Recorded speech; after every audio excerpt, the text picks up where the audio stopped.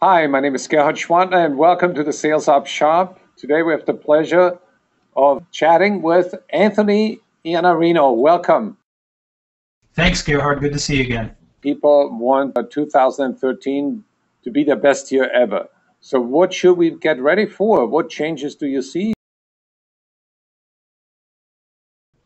I think there's two major changes, and a year is too short of a time, but I see two trends coming.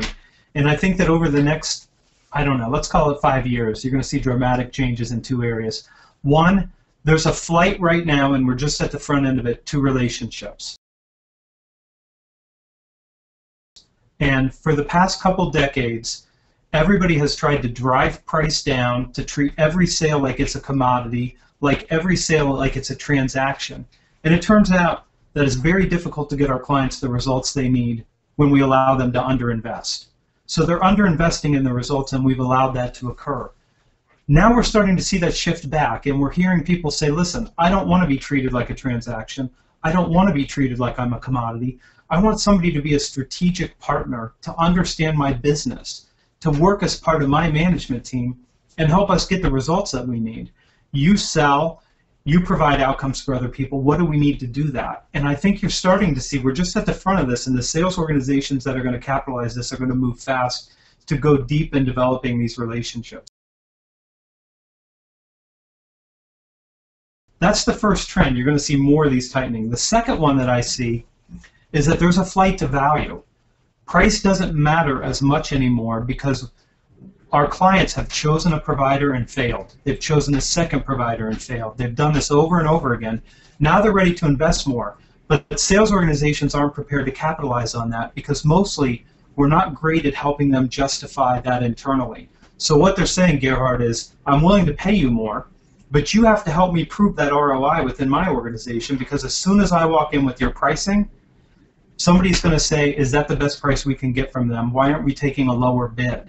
So we have to be prepared to say, look, here's what your ROI is going to look like. Here's how investing more is going to produce a greater return for you.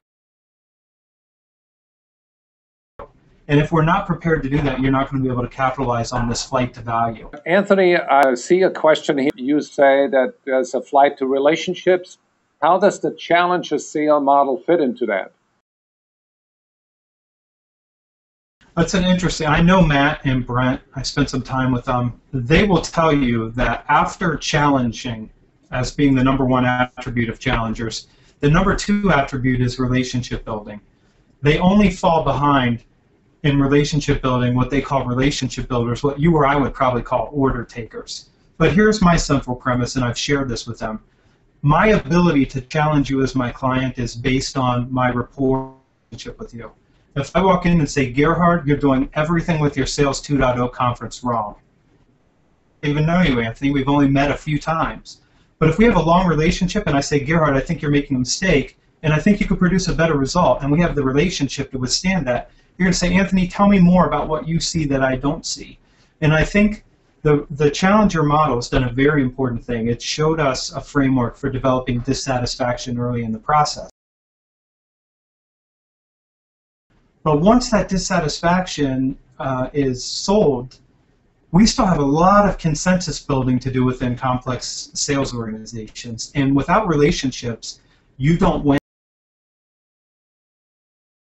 And I don't know any salesperson who believes that they can win without relationships. If you're out and you carry a bag, you know, I ask salespeople all the time, if you were leaving this job, what's the one thing you would want with you? I want my contact database, because that's my real asset. That's where all the value that I've created exists with these customers. What are your thoughts there? You framed it really well, that relationships come first, and then the challenge should be non-confrontational. You cannot have that conversation with a client unless you have that framed in the context of, I want to help you win. We have another question. Customers want transactions and not relationships. I don't know. Here's the thing. If your business model is that you are operationally excellent, which means everything is about driving out price and the cost of transactions, if you're Amazon.com, that's perfectly fine. But for most service industries and B2B sales organizations, that's not their business model. You destroy your business model, especially if your business model is customer intimacy, which you, I understand your needs. I'm going to build the best total solution for you and get you the best results. You can't do that and be the cheapest. There's no way to do it. So you destroy the business model. Here's the tough part for most sales organizations, and definitely for most salespeople. You need enough of a pipeline that you can walk away from business where two things aren't true. One, you have to be able to create a tremendous amount of value for them. I call these dream clients breathtaking, jaw-dropping, earth-shattering value creation. And then you also have to call on people who are going to allow you to capture some of that value that you create as profit so you can build the systems that serve them. And most sales organizations think that they're competing on price, and they're not. They're competing on value. And I've written this on a blog post, you either have a choice. You can sharpen your value creation or you can sharpen your pencil. You've got to pick which of those you're going to do. And if you sharpen the value creation, you don't have to do so much pencil sharpening. It's a very, very good point. Next session, we'll talk about how to improve marketing to improve sales. Thank you, Anthony. Thanks, Gerhard.